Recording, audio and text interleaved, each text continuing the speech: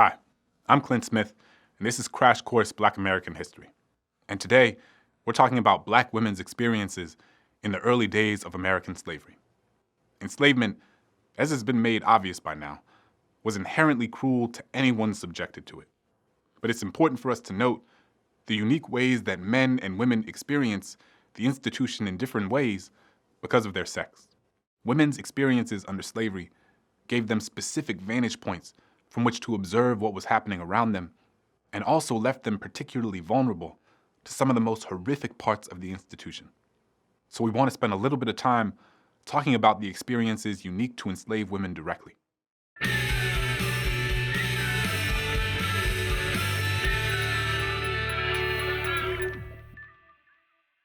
I want to note up front that there will be some mentions of sexual violence in this episode. Upon arrival at American ports, African captives were taken from various trading hubs to be auctioned off to the highest bidder for plantation labor. Historian Dinah Ramey Berry writes in her book, The Price for Their Pound of Flesh, that an enslaved person could be worth anywhere from $4 to $94,000 when adjusted for 2014 numbers. Plantation owners searched for enslaved laborers to cultivate cash crops, the most lucrative of which being cotton, sugar, indigo, tobacco, and rice. So when these enslavers came to markets searching for new laborers, they considered several factors before making a bid. Enslavers considered the health and strength of potential laborers. They considered age, height, skin color, and the specific skills an enslaved worker might have been able to bring. But there was another element that shaped the hierarchy of value to prospective enslavers, and that's gender. Gender placed a figurative price ceiling on enslaved women's value, even though, as we'll see, they were often expected to do the exact same labor as enslaved men. The deeply entrenched patriarchy in European cultures extended across racial lines and played a significant role in shaping African captives' monetary worth. And even though enslaved women were not sold at the same high price range as enslaved men, their value to those who purchased them was absolutely clear. In many regions of the colonies, enslaved women's ability to reproduce was hugely important. Buying a laborer who could bear children meant that once those children got older, the enslaver could either exploit that child's labor or sell that child for a profit. And as we've discussed, one of the most consequential laws that developed around slavery in the colonial era was Virginia's use of partus sequitur ventrum, codified by the Virginia Assembly in 1662, which established the legal precedent that defined an enslaved person by their mother's status, not their father's. Therefore, regardless of the father's race, an enslaved black woman's child would automatically be classified as the property of her enslaver, meaning that children had from an enslaved woman and a white man who may have even enslaved her would be born into slavery and owned by their father. In their jobs on plantations, enslaved women sometimes did domestic labor, which consisted primarily of cooking, cleaning, waiting on the lady of the house, and caring for the children of the estate. New and nursing black mothers would often be forced to prioritize the care of the white children of the estate, even at the expense of their own children.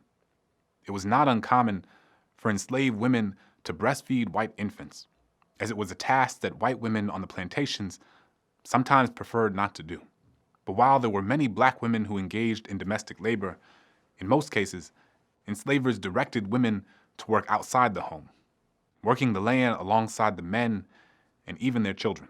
While women's labor in the field was comparable to men's, they weren't always allowed to take on some artisanal positions like carpentry. Chattel slavery disrupted traditional gender norms within the colonies and in the emerging United States in profound ways. Black women were seen in fundamentally different ways than white women, and many of the typical notions around gender roles simply did not apply to them.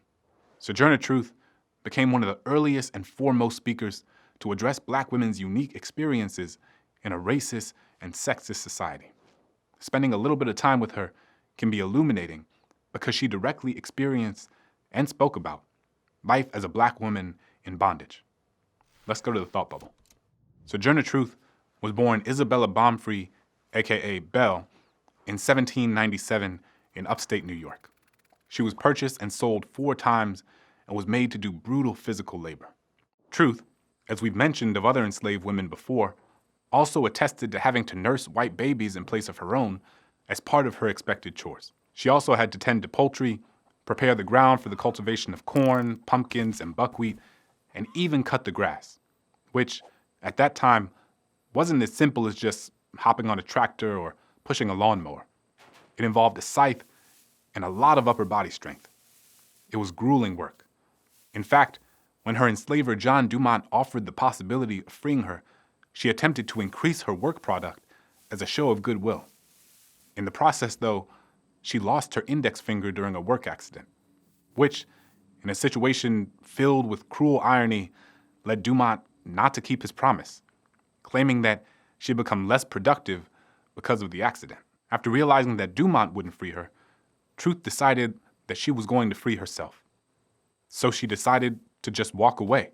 She gathered her still nursing child, said her goodbyes to the rest of her family, and left before dawn, eventually reaching a local abolitionist family, the Van Wagenens, who paid Dumont $20 to buy Truth's labor for the remainder of the year.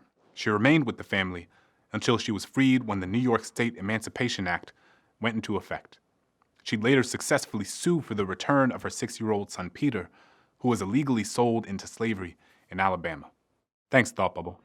You may have heard of Sojourner Truth because of her famous Ain't I a Woman speech, the one where she said, "I've borne 13 children and seen most all sold off to slavery.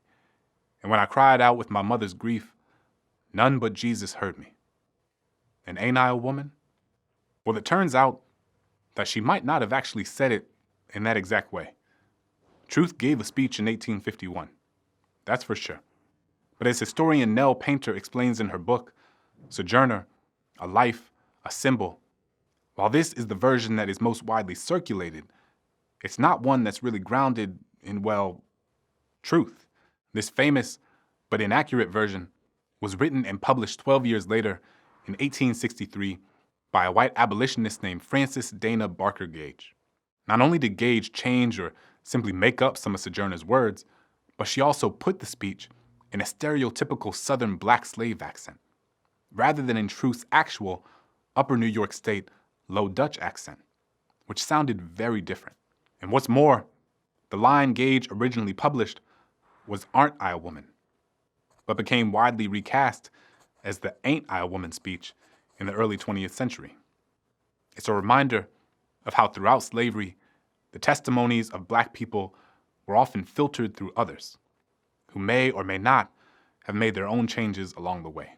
One of the most horrifying parts of black women's experience in slavery was the pervasive sexual violence and harassment that they were subjected to.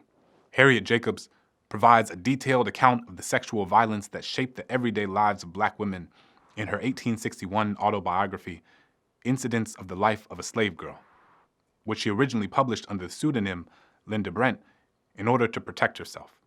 She writes, "My master met me at every turn, reminding me that I belonged to him, and swearing by heaven and earth that he would compel me to submit to him. If I went out for a breath of fresh air after a day of unwearied toil, his footsteps dogged me. If I knelt by my mother's grave, his dark shadow fell on me even there. The light heart, which nature had given me, became heavy with sad forebodings." The sexual violence that black women experienced took on many different forms. There was even a practice called the fancy trade, designed specifically for the sale of mixed-race women for sexual concubinage and prostitution. In 1937, a formerly enslaved man, W.L. Bost, explains some of these dynamics to an interviewer for the Federal Writers Project, a New Deal-era initiative which recorded the oral testimonies of over 2,300 formerly enslaved people in the late 1930s. As we mentioned before, black testimonies were often filtered through white perspectives.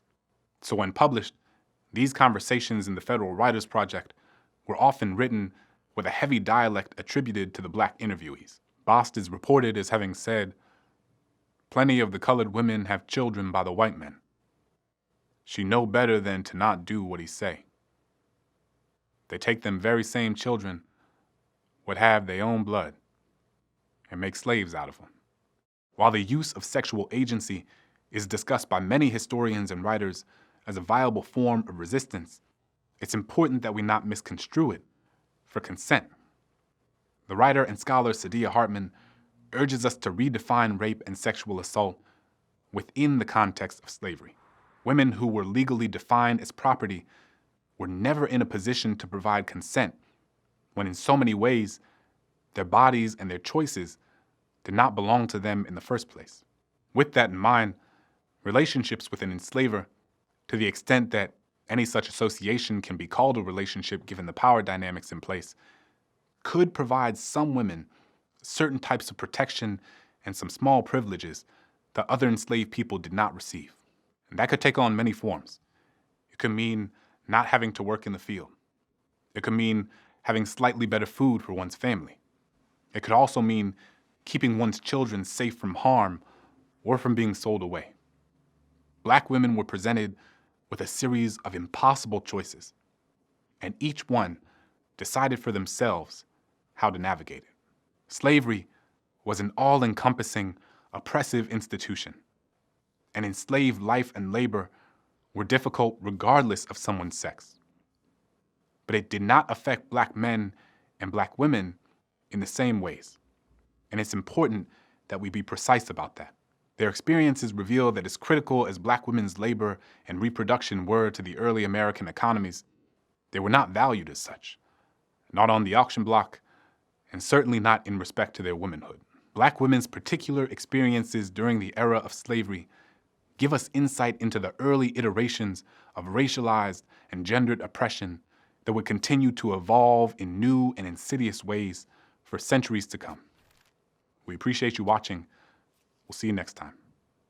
Crash Course is made with the help of all these nice people, and our animation team is Thought Cafe. Crash Course is a Complexly production, and if you'd like to keep Crash Course free for everybody, forever, you can support the series at Patreon, a crowdfunding platform that allows you to support the content that you love. Thank you to all our patrons for making Crash Course possible with your continued support.